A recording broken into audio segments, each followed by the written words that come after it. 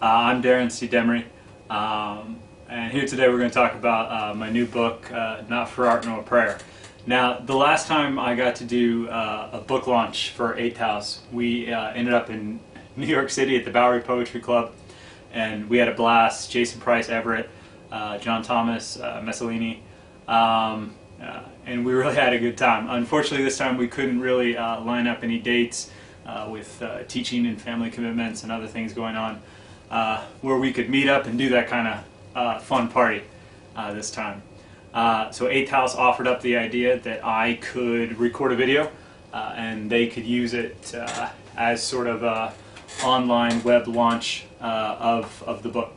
And when your publisher gives you the opportunity to do a book launch in your chair at your desk in t-shirt and bare feet, you take that opportunity. Also, I like the idea of having a little bit more time to talk about the process of the book and sort of what went into writing it. I know Emery and everyone at Eighth House is really proud of it, and I am very proud of it as well. So what I'm going to do is I'm going to read some of the poems from it. I'll talk about them a little bit, and then I'll get it wrapped up and get it out to you folks in the world. So the first poem I wanted to read was from the adoration section. What I did was I wrote about 150 adoration poems, poems meant to be sort of small, sort of uplifting and sometimes funny and sometimes interesting turns, sort of different ways to thank people that you see out in the world. People in your life and people you run into and walk past and things like that, that sort of, in one way or another, were uplifting to me. So the first one is Adoration number 6, for the couple in the Chipotle parking lot. I have seen sweeter bones tapping the bulk of our time together, and though I was in a hurry to get home, eat this burrito before my family returned from swimming, it was lovely to spend those moments lessening my own loneliness. You gave me pause. I wish outlandish joy for you.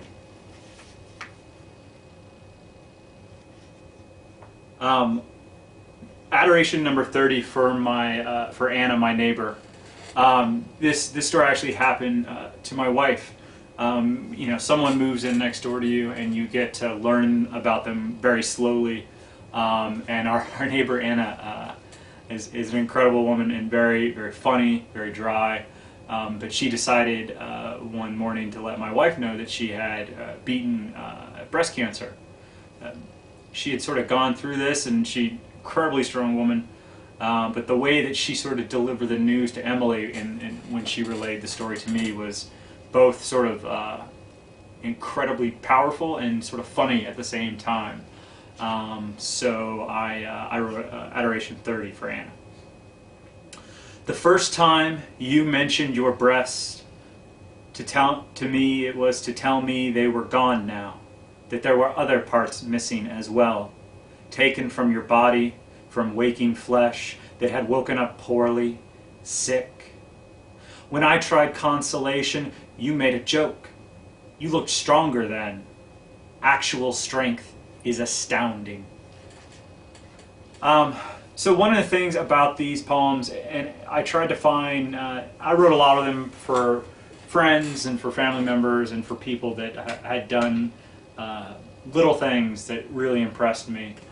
And one of them was for my grandmother, Gloria, who is over 90 years old now, and storytelling gets really interesting to me at a certain point in someone's aging, and whatever new sort of dynamic it takes, whether it's rose coloring, whether it's sort of cobbling together different stories and making one story, whether it's misremembering, purposeful or not. My theory is sort of, whatever the fuck they want to do, right? However they want to tell the story. So this is Adoration number 83 for my grandmother Gloria. 90 broken pieces can be turned into anything you want. Meld the truth.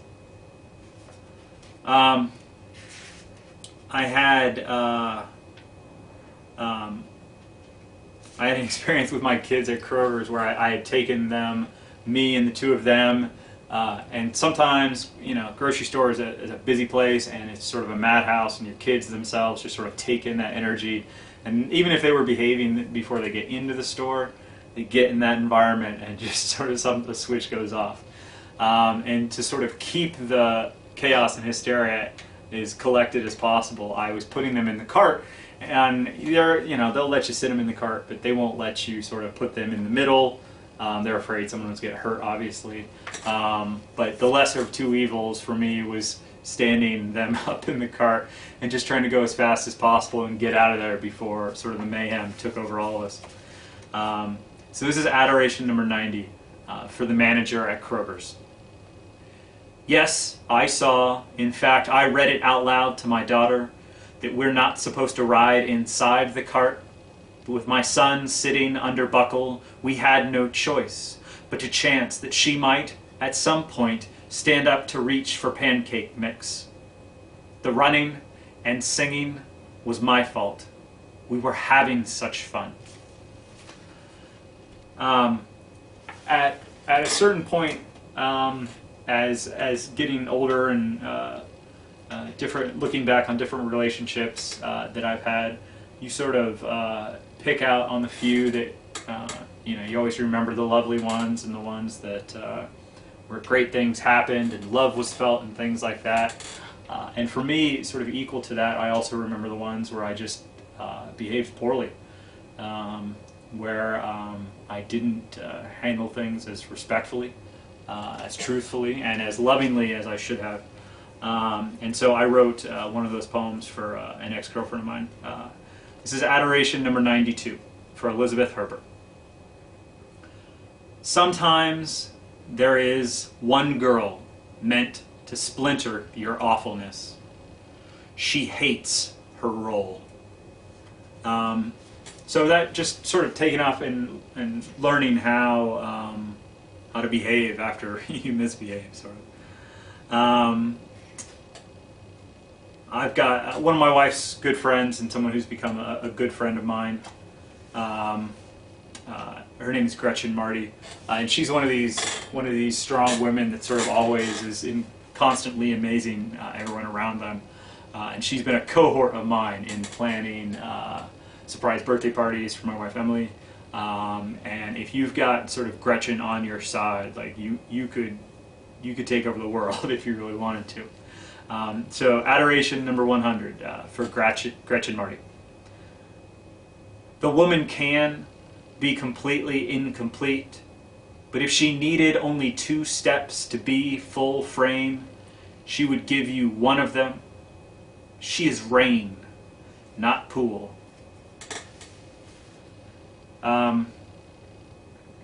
I've got a friend that I met down in Alabama named Nick Demaree, who, if you don't know, is an incredible poet. His chapbook just came out. I think it's called Your Daily Horoscope. But he's an incredible poet, and even if he wasn't, he's a great guy.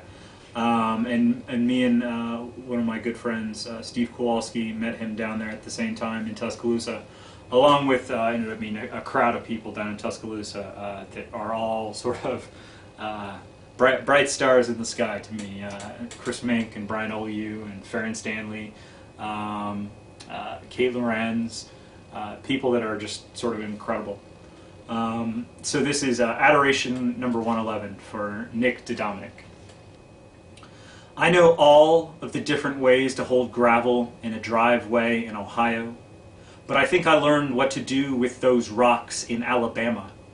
How to toss them casually near train tracks most of the time, because you can only throw a few of them through windows without dropping your smoke.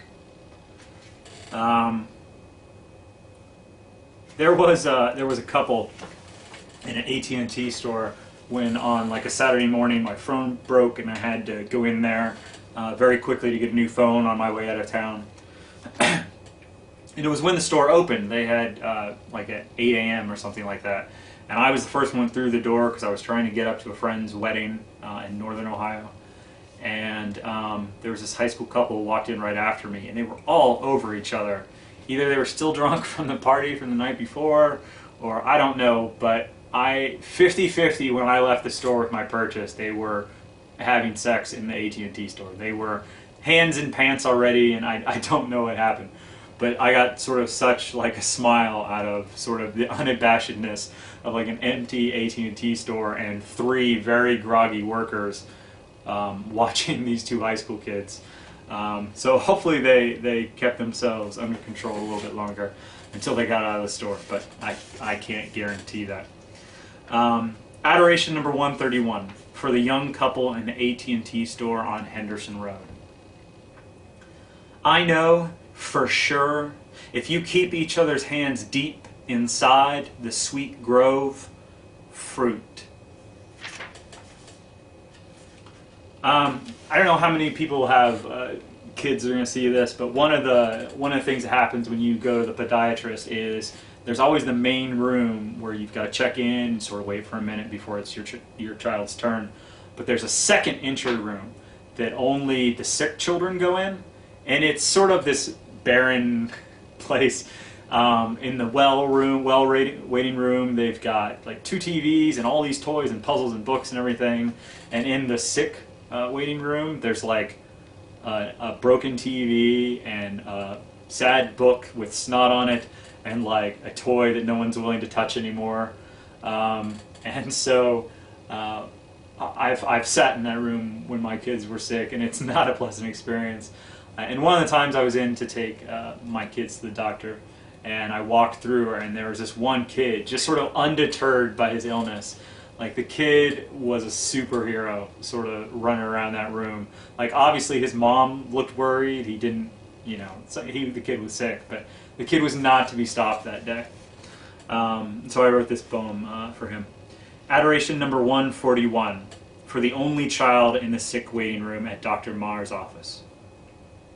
I always want to know how they are doing in the room without the television, with old toys wiped hourly like their noses, left there with an over-anxious parent doing nervous dances and always staring at the clock.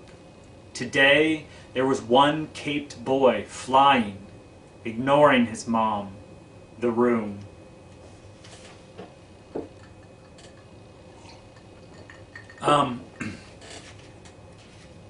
A lot of people know who Dana Levin is. Incredibly talented poet in the surgical theater. Some great work. I think I read that when I was in college, and sort of fireworks went off immediately. So she's a very incredibly talented poet. But I wrote one of the adoration poems for her because of what she does with social media. On Facebook, she'll always post these great pictures of her plants, like her little garden, and they're always beautiful pictures. And there's something sort of when someone takes great pictures of floral things and gardens and fruit and things like that, there's sort of hope and life in that, and especially the way she talks about taking care of them. And there was something mothering and lovely about that. So adoration number 165 for Dana Lehman. Every photo taken removes the shadow, takes the chimney from above the flower, hides it back inside the house where eyes hide too. I take photos of my kids. You do the same. It appears all the world could be your offspring. There's comfort in that thought, warmth, and a circle that could be arms. So that's obviously not all of them, but that's sort of what the adoration poems were about, is trying to find small moments and different things that in sort of the ebb and flow of the day were bright spots, whether they were funny or genuine or whatever they may have been. The second part of the book isn't a sequence. It's sort of a potpourri of things poems that were sort of the best, and that happens from time to time. You just want to get if there's an opening to get the best poems in, you try to get them in the book. And so this section was called All of Them Whole.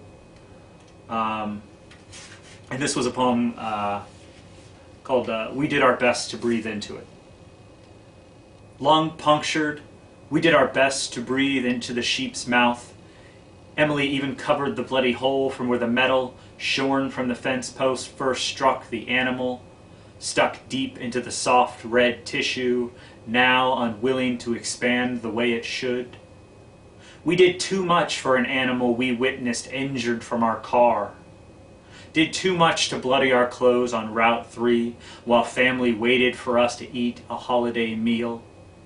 But we needed to save something then, needed to put our mouths on something desperate, fighting to survive with righteous intention. We, yelling about sex, the having it, the not having it enough, saw the spearing take the shoulder first, the plunge deeper still, while Emily took the gravel quickly and we burst from the car in shock. The animal died before the farmer, the owner, or the veterinarian could arrive or pronounce hope, and I, with my tongue warm from the expellant of life, looked at my lovely wife, her sweater torn, and I, with my tongue, my tears only for the sheep, asked her to hold me, despite my wavering hands. I talked about Alabama real briefly. Right after the tornado came through Tuscaloosa and tore up a large part of that town, and I had a lot of friends that were in town when that happened and experienced and helped and rallied and did all these things for the people in the community. One of the things that was done was we, through Brian Oliu down there, put together, and a lot of other people working with him, put together an anthology of work about Tuscaloosa called Tuscaloosa Runs This. I know they've gone through several printings. I don't know if they're available anymore. But we were able to raise a fair amount of money, all the people that submitted work, and it was a lot of people that sort of rallied, a lot of artists and writers in the community, to put their work in about Tuscaloosa and try to raise money for the victims and the rebuild and everything that was going on. So this is Water Always Leaves the Knife for Tuscaloosa. How the chip and hammer so paused in both that we live with the carry and away of that sun sum of what fingers do when it's char or the painted red faces of about the town. Rats, lost scorpions, the full ribs of such beauty is blood, is fat, is ship. There's a place down there that's sort of a rallying point, and where we would all collect those in the writing program, and I was just sort of down there hanging out, called Egan's, and they put together an anthology of work called the Liver of Dixie, about just stories and sort of narratives and poems about Egan's, and so I wrote something from my experience there. Mostly about the women that would show up at Egan's and sort of knock all of us cold. And I left Egan's and left Tuscaloosa to come back to Ohio to chase Emily, to chase the woman I married. But there were these points when these group of incredibly beautiful, talented women artists would walk into Egan's, and sort of all of us that were in the middle of pool or darts or just having a drink and having a good time would sort of, like the record went off, the needle went off the record sort of thing. And I would never forget the way they would enter Egan's and and that sort of like movie thing would happen. This is called Without Lamentations.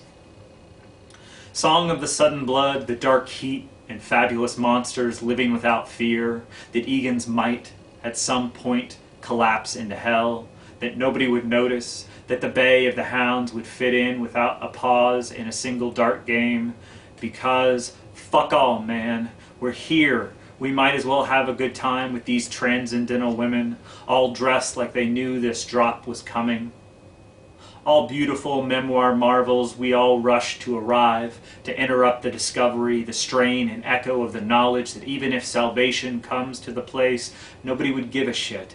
And these women would still be here, holding a tall boy, arguing with each other about men or art or how best to ruin both with a good dress, meant for summer that fits with the devil, depending on the woman and her beliefs.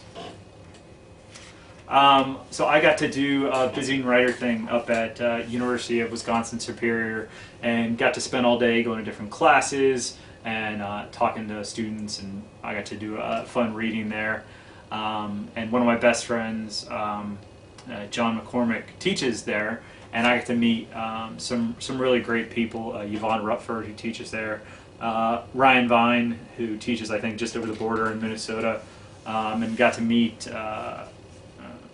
CD Wright that weekend, and it was great.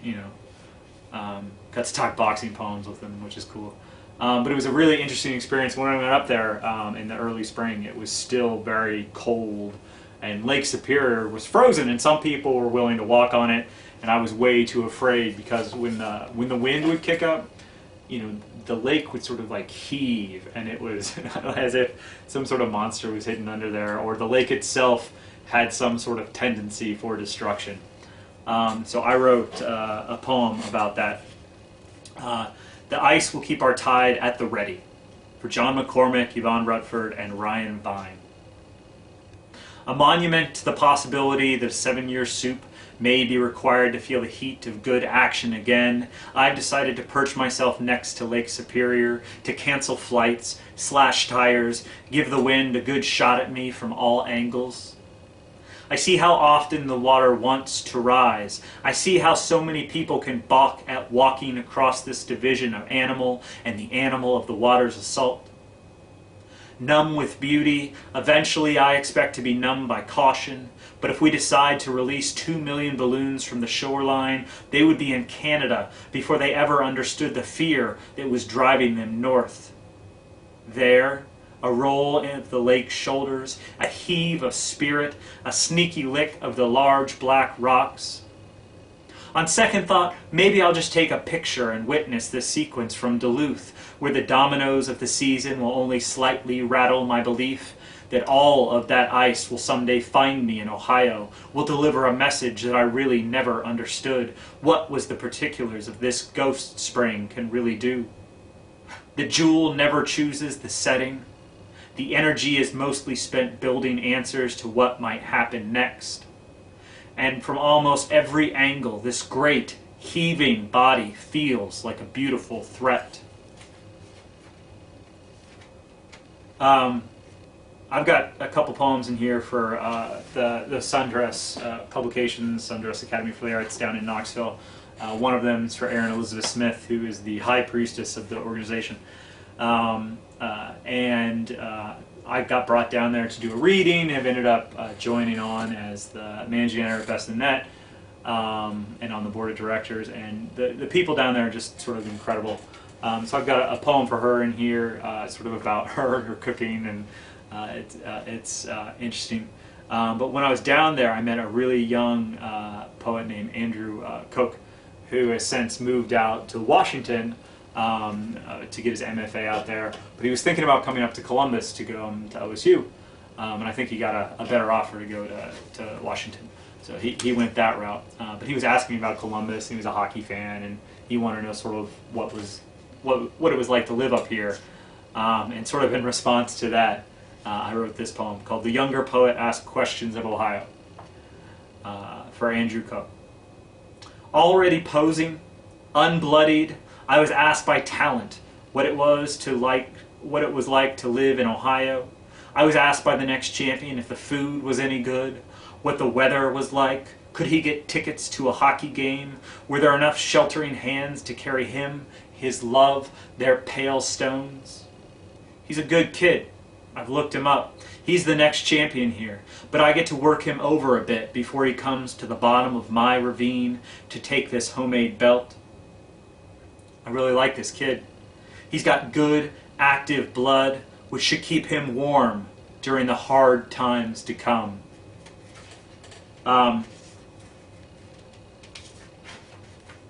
So I got a chance to be in the 50th anniversary, I think it was either 50th anniversary of the South Dakota Review, which is beautiful, like coffee table sized book. And I think, in what was sort of a thrill for me, I think my poems were next to Ted Koozer's, which was, you sort of smile pops when you see that. But this was a poem that was in there called "The Tension Between the Concrete and the Ethereal. Sank the dark, the lines we've drawn in the air, the yellow of which appears only in fading, breathless, because more breath only pushes the printless beach closer to the dirty echo we've constructed below. Heaven or no, who can speak for anyone? I've climbed stairs to reach metal cans. I've fallen down, freeing a bird." The next section of this book is called Wednesday Mornings. And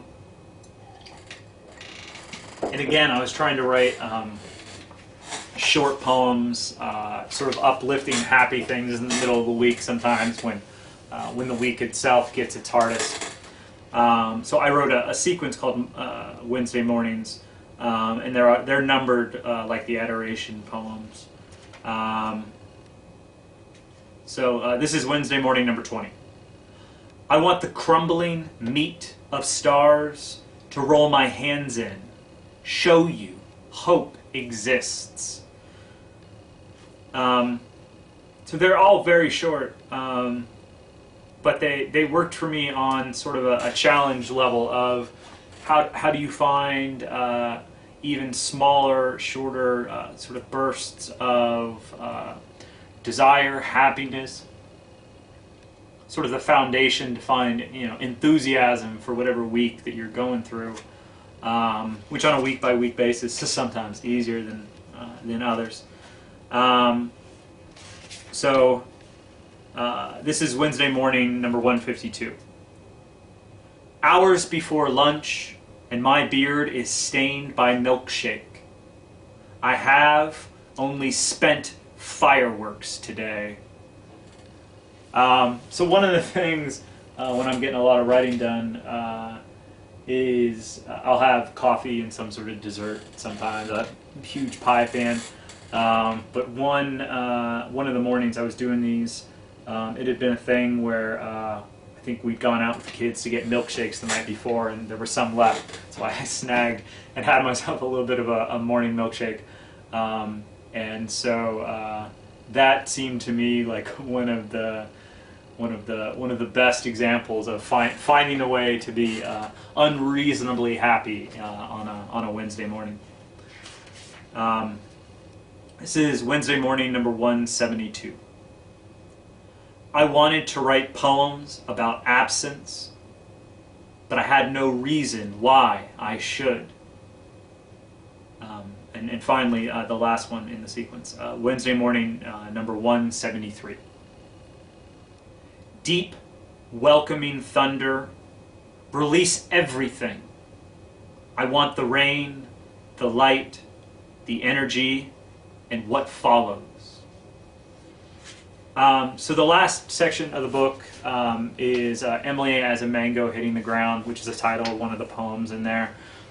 Just like in the first book, As We Refer to Our Bodies, there's a section of Emily poems in here. And I've been writing the Emily poems for 10 years now, since before we got married. And I've got a collection of just them called Emily as the Forest Wants the Fire, that I'm just now starting to show to presses and things like that.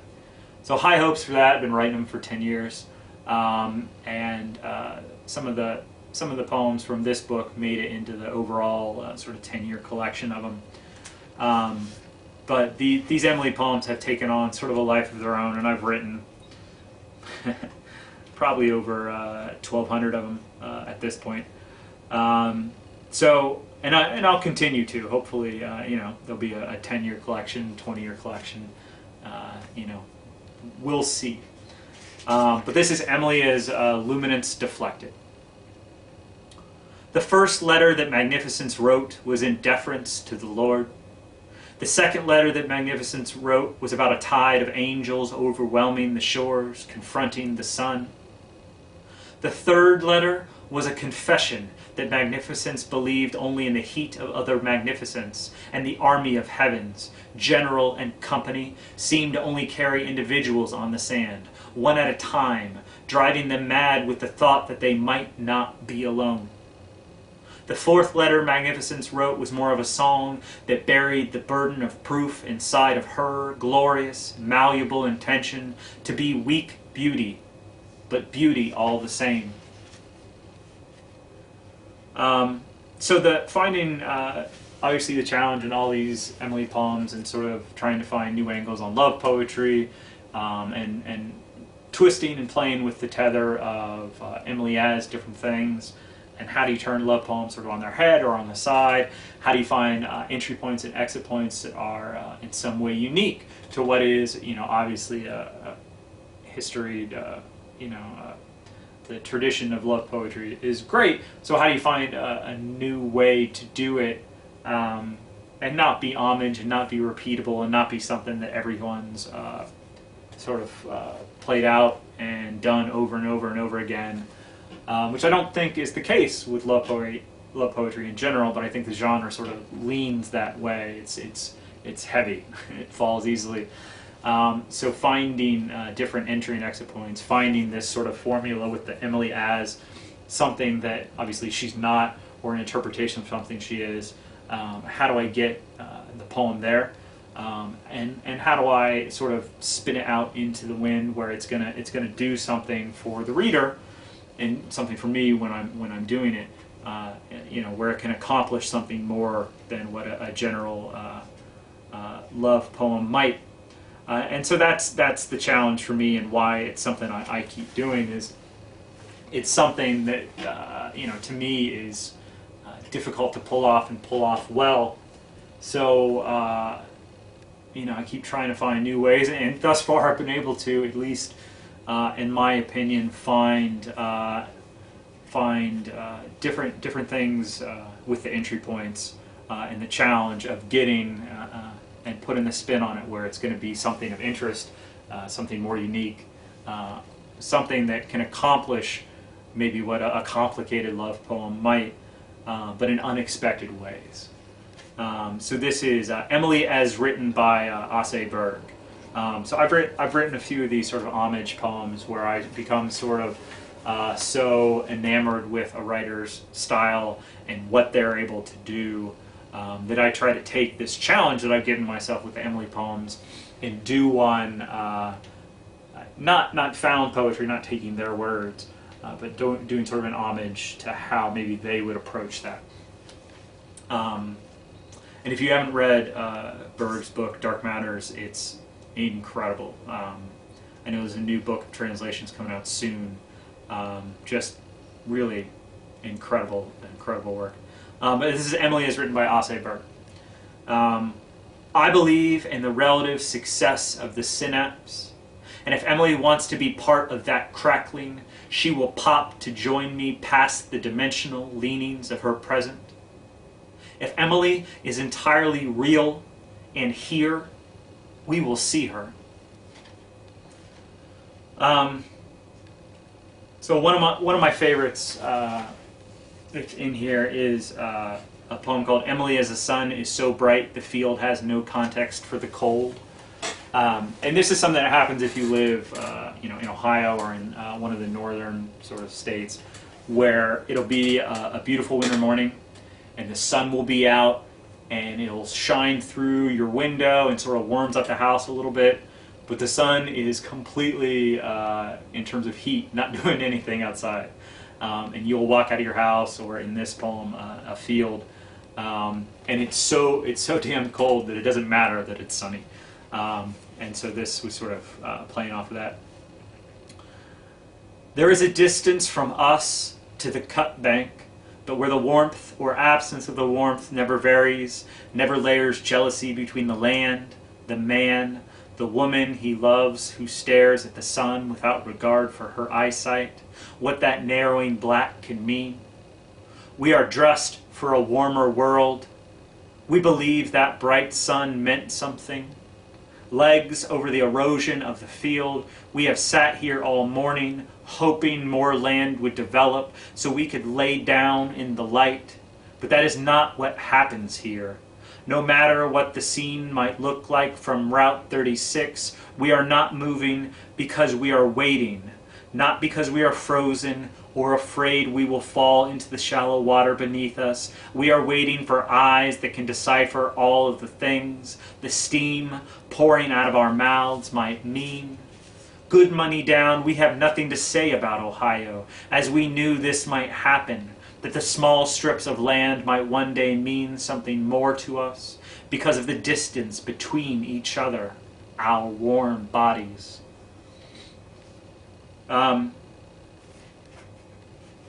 So one of the things in trying to introduce sort of a contemporary, a modern take on love poems and how love poems can work in the functionality and day-to-day of marriage, of having kids, and still sort of looking for sort of the lusty eye of what the relationship maybe had been, continues to be, as you try to sort of pick your moments around what becomes a very full life, and how to find flirtations and how to find different things that you can sort of make sexy in the middle of unsexy things. So this is Emily as erotica at the table. Drop that napkin. Let's let the melting cheese be a call to arms. The tomato bread bowls brimming with promise of more bread underneath the soup. And your arms, Emily, tender with speed as you desperately try not to spill your favorite meal on the baby's developing bald spot. I will ignore the older child, the girl, if you can reach across the table, if you can wipe the red promises from my cheek. As astray with my intentions, I have made a mess with the tools you have given me to work with tonight. So trying to find sort of those moments to be loving and a little more open to the prospect of the idea that because you have children that sexuality and sort of desire doesn't completely fade away, and trying to find ways to make it fun and flirtatious and a little bit sort of sometimes it's funny, trying to work all those things at once, and there's no way around it, but the hope is that you can laugh and have fun and enjoy those moments even if they're silly. This is Emily as a mango hitting the ground.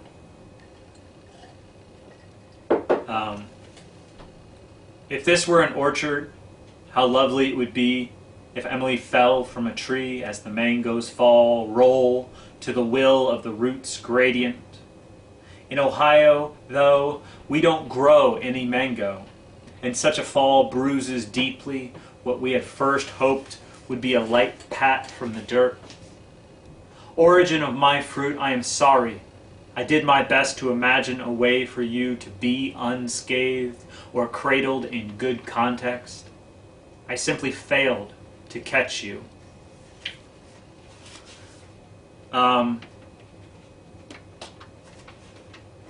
So what has been interesting in sort of doing the number of readings I've gotten to do, and sometimes Emily will come with me. She'll go on a trip, which is always fun. She's been in Knoxville with me. I'm going to read next week in Chicago, and she's coming with me. But obviously there's Emily poems, and she'll be in the crowd, and she'll hear me talk about them, and she gets asked, more than a few times, is she that Emily kind of deal?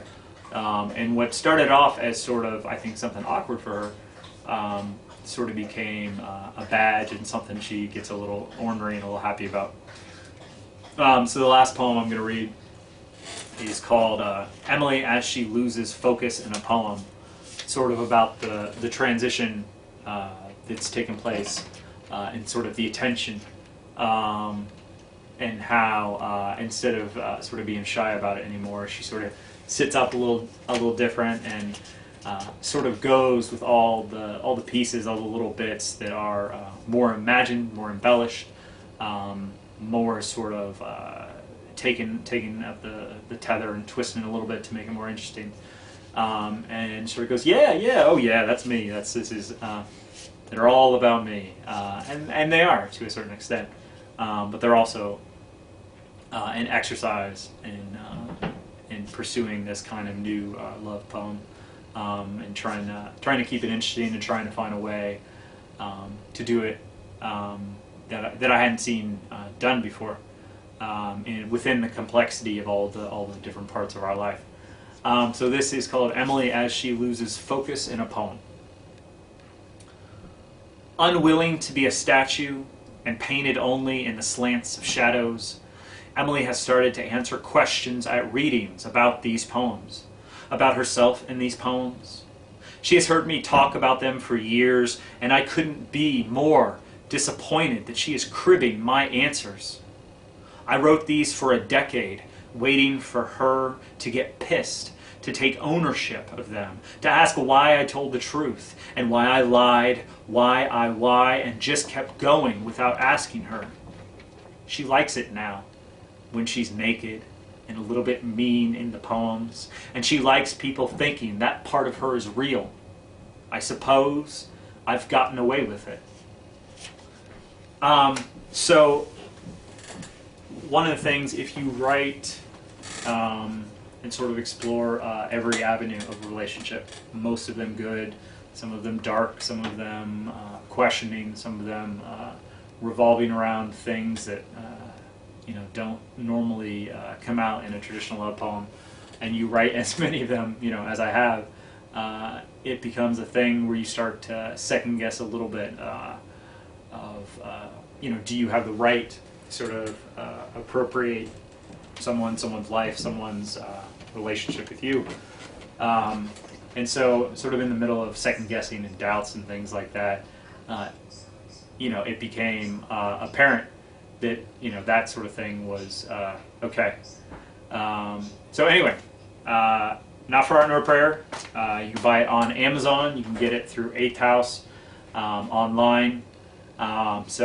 Again, thank you to Demaree and everyone at 8th House for being willing to let me do sort of the video this way.